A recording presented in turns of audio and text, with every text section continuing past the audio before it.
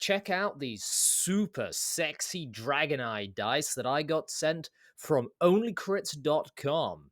If you want some dice like these, click the link below in the description or go to onlycrits.com/lostlaw for a 10% discount. Use Lost Law at checkout.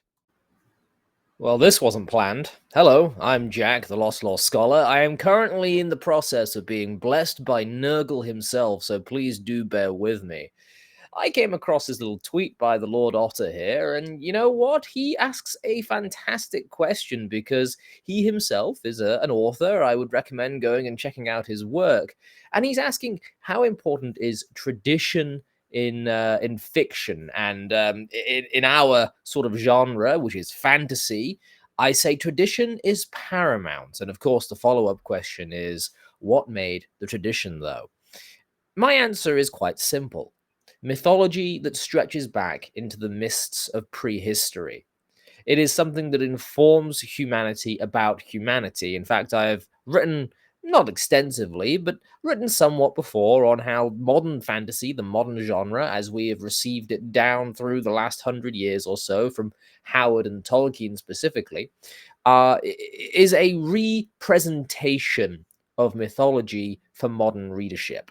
You can take lots of different bits of prehistorical knowledge that has come down to us throughout the millennia through the myths of Orpheus or of Ra and Osiris and other such figures, and you can see them pop up in certain ways in modern writing. I mean, you have the Atlanteans in Howard, for instance, or Hyperborea, etc. And Tolkien is obviously taking Catholic tradition, which has itself got a lot of pre-Catholic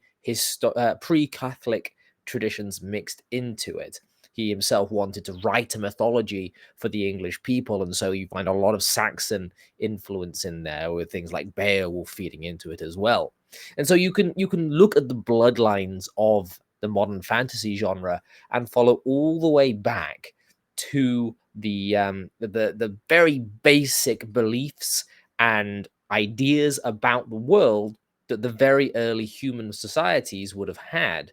I think one that is quite significant is this idea of a great battle between light and dark, which we could probably get all the way back to Sumer with, where you have Tiamat and the other god who I cannot remember duking it out. And that's how the world was created. Or if you wanted a more Israelite definition, you could go for Yahweh creating the world, which actually was written as a protest against the Babylonian myths of the world coming out of conflict. The Jews instead put forward a story of the world coming out through authoritative diktat. It's all quite fascinating.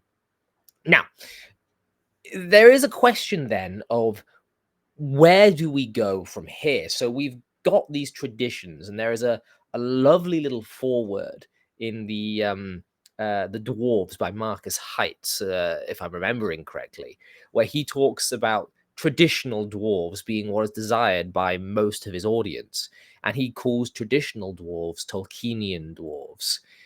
Or he doesn't call them that specifically, but that is what he is talking about. Traditional dwarves are Tolkien's dwarves, and Tolkien's dwarves are Scandinavian folklore dwarves. And you find all these influences feeding into them. The Drow, the best elf race, in my opinion, comes from a Norse and Pictish word, I believe, for sort of cave troll type creatures, still Fey, which is incredibly interesting. Where do you go from here, though? Do you just continue and sort of reiterate and reiterate and reiterate? I don't think so, no.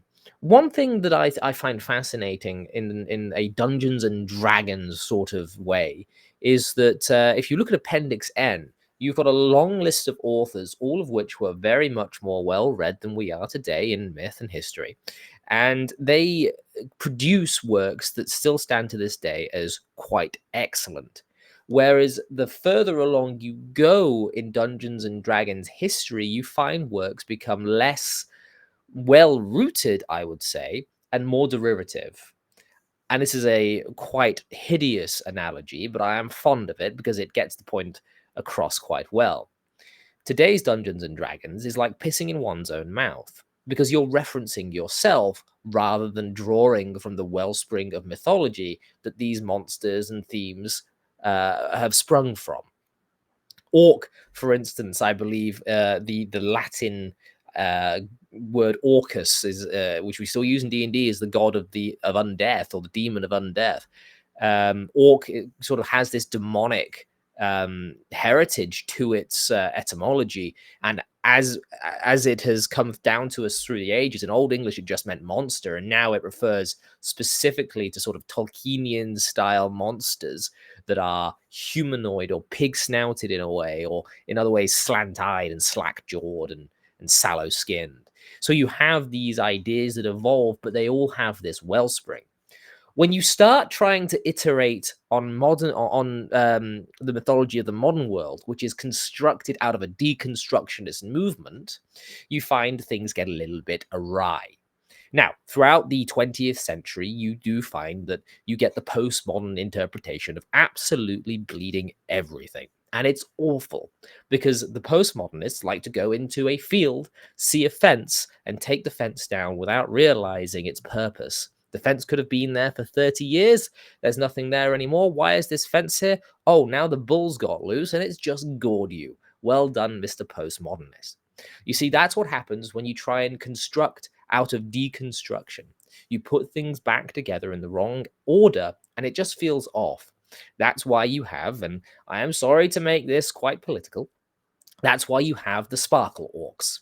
That's why you have the biker orcs in the new 2024, 2025 Dungeons and Dragons with the modern haircuts, the sleek modern designs, the modern jeans, and the modern boots.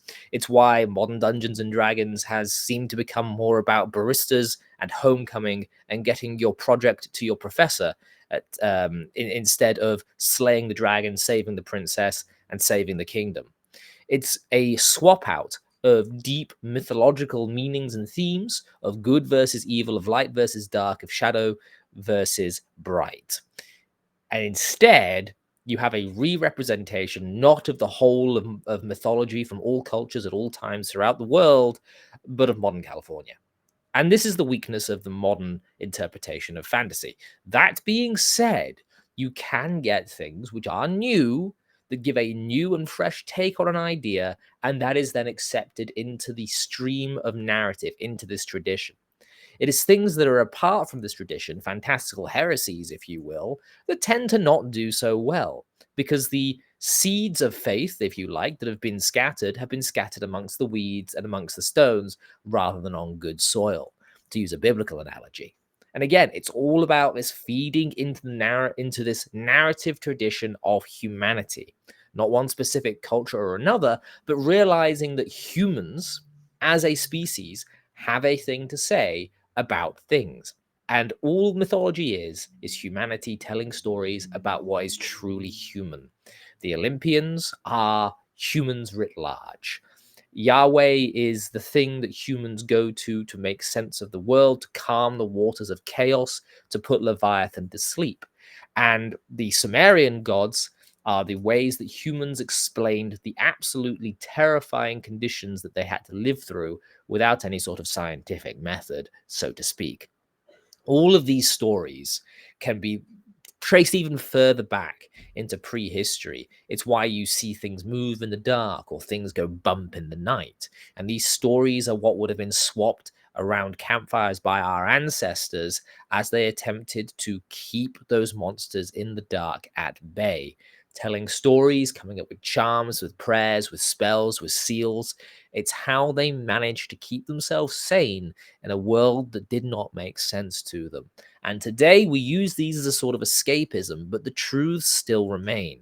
That virtue, that heroism, and fighting evil are good things to do, despite how we may disagree on some facets here or there.